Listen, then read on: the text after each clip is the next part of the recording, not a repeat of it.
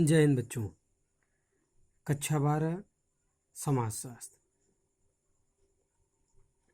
में आज हम पढ़ेंगे सेकेंड लेसन में सामान्य संकल्पनाएं एवं संकेतक। इसके अंतर्गत हम लोग पढ़ेंगे, बड़ी इंपॉर्टेंट है ये, जनसंख्या के परिणाम एवं रचना में निम्नलिखित कारकों। देखिए शुरू से पढ़ते हैं।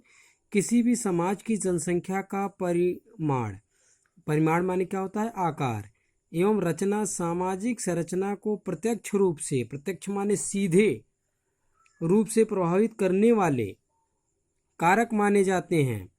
इनसे न केवल हमारा जीवन स्तर प्रभावित होता है अपितु सामाजिक मूल्य, आदर्श, विश्वास, परंपराओं और संगठनों पर भी इसका प्रभाव स्पष्ट रूप से देखा जा सकता है।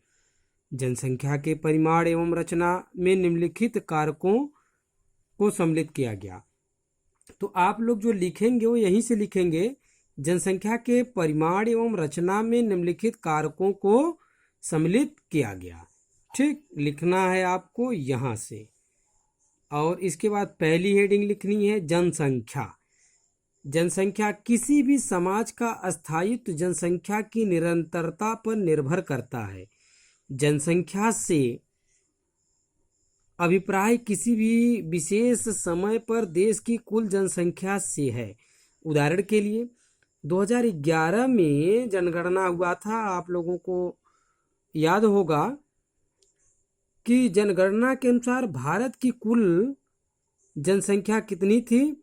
121.02 करोड़ थी।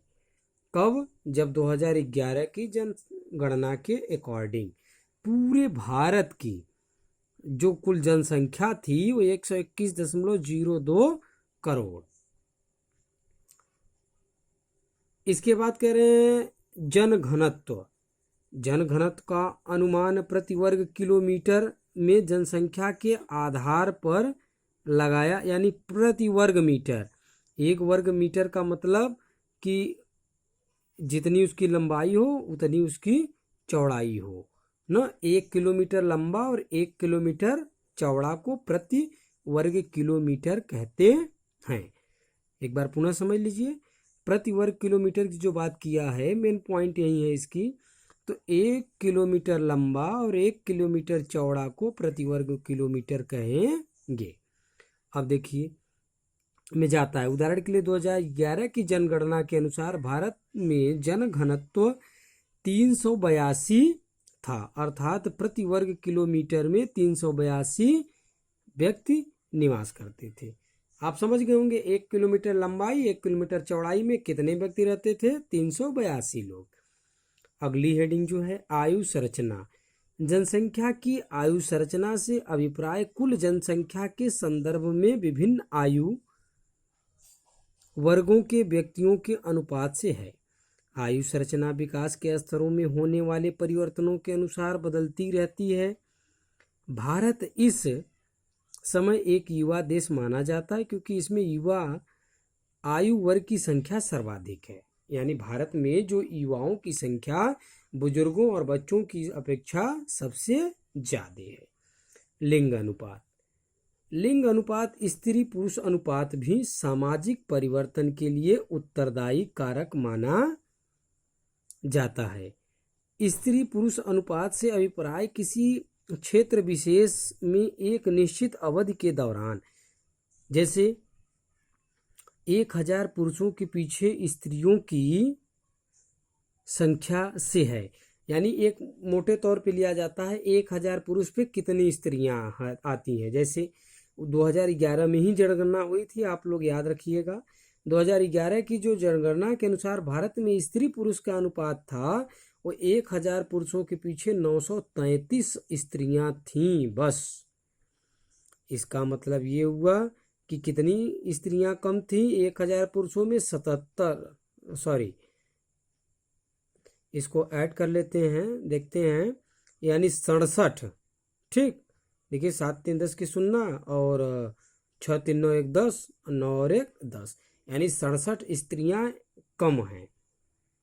अब देखिए साक्षरता। साक्षरता मतलब यही पठन पाठन से है। जनगणना की दृष्टि से उस व्यक्ति को शिक्षित समझा जाता है जो अपने विवेक से किसी भी भाषा में लिख और पढ़ सकता हो, यानी कोई हिंदी, अंग्रेजी, संस्कृत कोई भी भाषा में लिखे उसे साक्षर माना जाता है। इसका ये मतलब नहीं है कि अगर कोई हिंदी जानता अंग्रेजी नहीं जानता है तो उसको अनपढ़ घोषित कर दिया जाए। कोई भी भाषा में वो जानता रहे। जो व्यक्ति पढ़ तो सकता है पर लिख नहीं सकता हो वह साक्षर नहीं कहा जा सकता। भारत में 2011 में साक्षरता दर 74.04 थी। इसका मतलब अगर कोई पढ़ सकता है और उसको लिख सकता है उसी को साक्षर माना जाएगा।